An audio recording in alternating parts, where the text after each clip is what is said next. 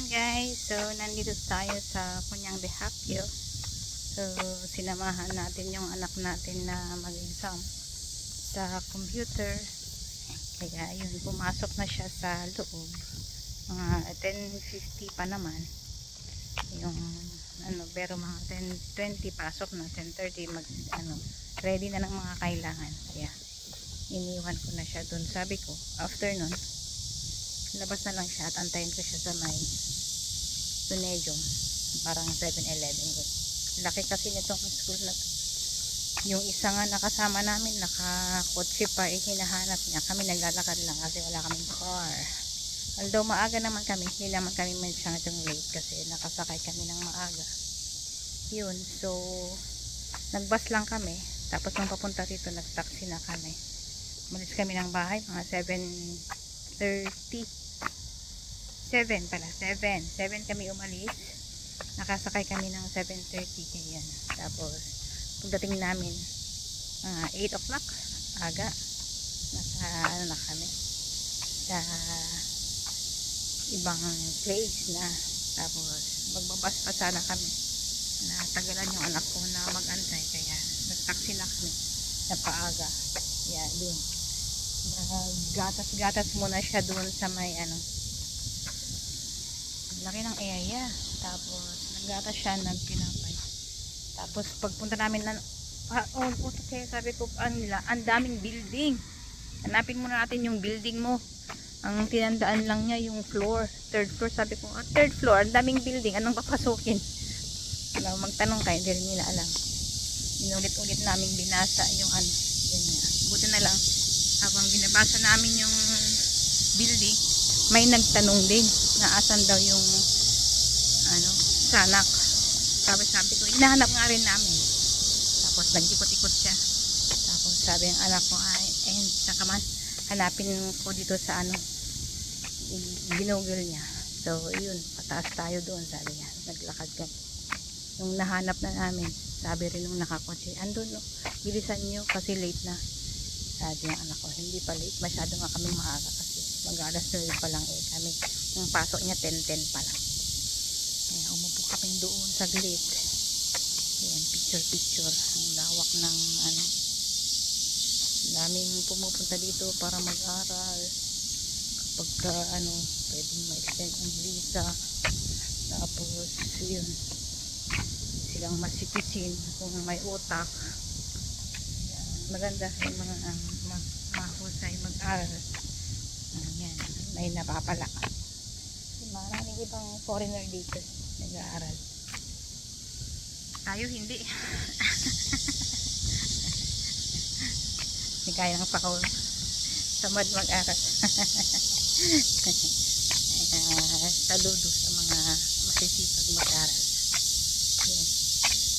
Unti-unti tayong maglakad kasi mainit. Buti na lang may mga kahoy dito. At least may kunting hangin sa katawan. Pwede namang pumunta dun sa loob ng Pionijom, kunwari magkape-kape. Kaya lang naubos mo na yung kape. Hindi ka pa rin aalis. Kaya ayan, ganun pagka-shape ng mga cypress, pine trees. Ayan, ilang punta ako dito, dalawa lang ba? Aral-aralan, hindi naman tinuloy. Ay Diyos, kaya talaga mag-aral pag walang interest. Dapat may interest ako. Habang mas bata pa. Pero may mga tao talagang gusto talagang mag-aral kahit na matanda na. Tayo kasi wala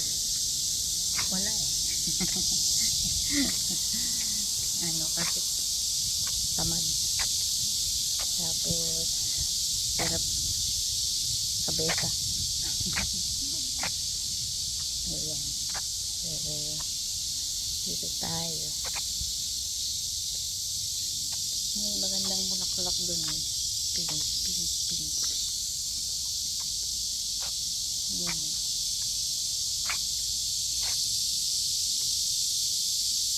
Ang ganda na. Punta nga tayo. Punta nga tayo. Tingnan. Pagmasdan ang ganda niya. Ang ganda kasi. Hindi naman tayo araw-araw na punta dito. Kaya puntahan na natin at palitin natin ang area. Student Union. Kunyang Juan. Iba't ibang lahi. Nag-aaral dyan.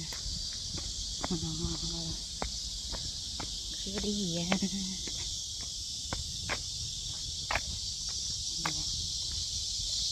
So, ikot-ikotin natin itong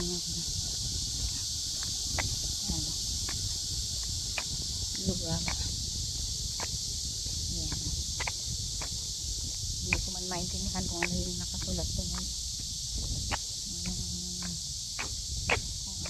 Ano yan. Ang tawag no?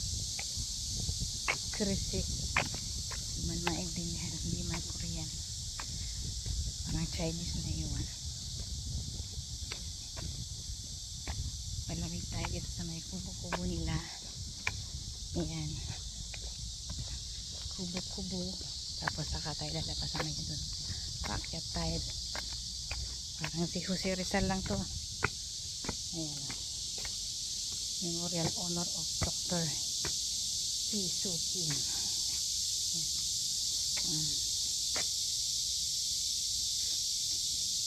Ayan. Malamig konti.